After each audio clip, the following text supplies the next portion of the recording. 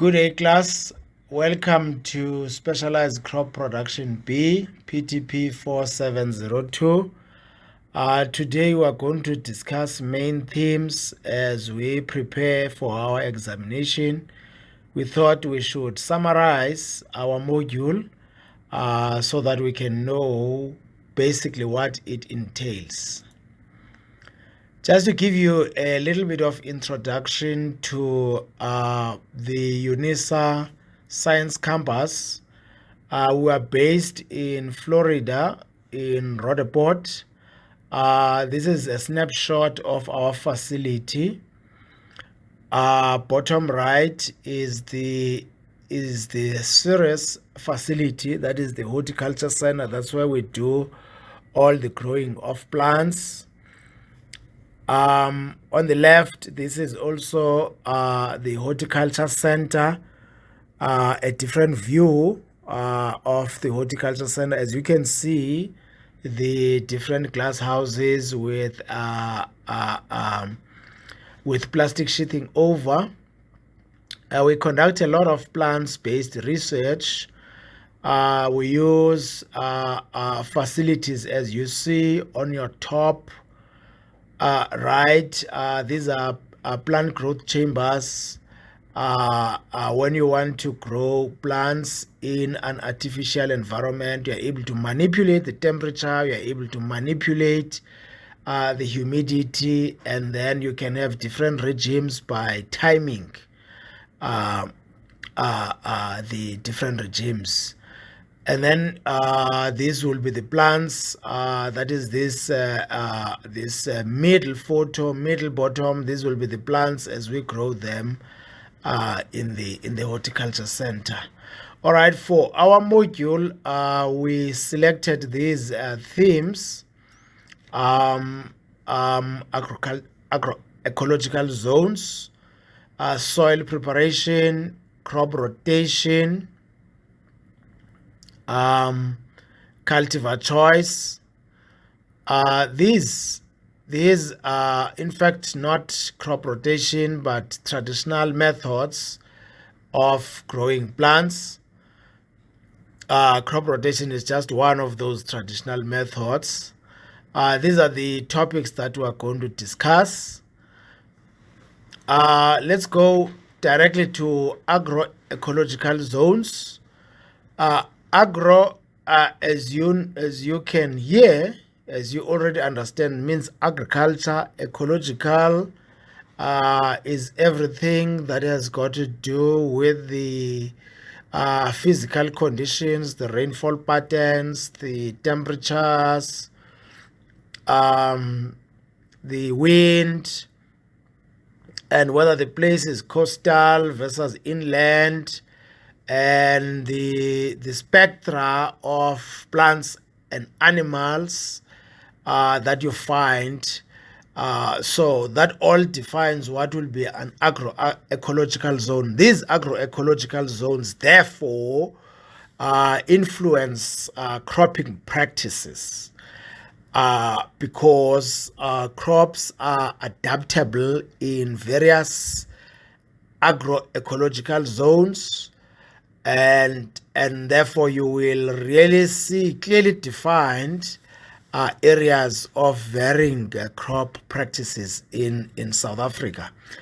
There's something called, I want to mention to you something called extreme environments. Extreme environments means those environments that will have extreme conditions, either too dry or too wet or too hot or too cold, or there will be one or other physical factor. Either the soils are brackish, the waters are brackish, that is salty and a little bit harsh. Those will be extreme environments, either on a large scale or very highly localized. Something like brackish waters will be something very, very localized. And then over and above that, you have seasonal variation, which adds the dynamism for crop production, either you have a summer season or you have a winter season, or in other countries they like to talk about rainy season, dry season in countries where the temperatures are kind of constant throughout the year. That will be agroecological zones in a nutshell. And another one of the major factors to be discussed is soil preparation.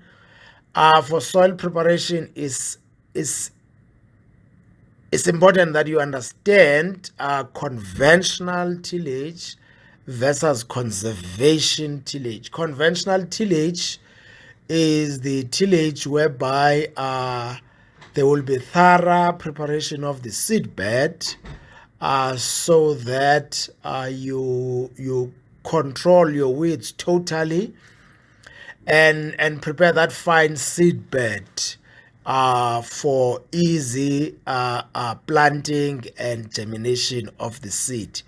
Whereas conservation tillage, on the other hand, as the word says, you are able to plant a follow-up crop on stubble, on crop residue of the previous season without tilling, or with very minimal removal of plant residue from the previous season. Primary and secondary tillage. Primary tillage will be the first tillage that you do after following. This tillage may produce big clods and may not be able to bury the weeds sufficiently. And with primary tillage, you may not be able to get a fine seed bed. But primary tillage, usually for some people, it's means of collecting water. And then secondary tillage, this now follows primary tillage, whereby you are gonna prepare a fine seed bed. Both tillage practices have different implements. The implements that you use for primary tillage will be things like plows and things like reapers, whereas for secondary tillage you will be using things like the disc plow and things like the rotovators, and because you want to prepare a fine seed bed. And then the effect of tillage on crop production, I think I did mention a little bit weed control as one of the effects of tillage, but there are others. You are able to control diseases with tillage.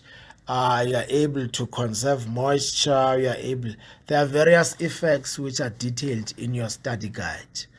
All right, on cultural, traditional and cultural farming, these are the methods that were used traditionally and culturally still, that have a very significant role to play in modern farming. These will be like crop rotation, intercropping, sanitation.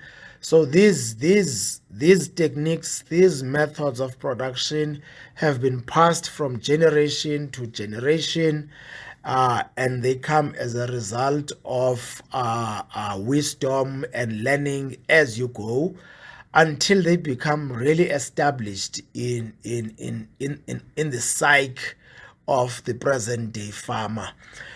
Okay, finally, we will talk about cultivar choice. Cultivar choice is a very important topic because different cultivars have different genetic traits.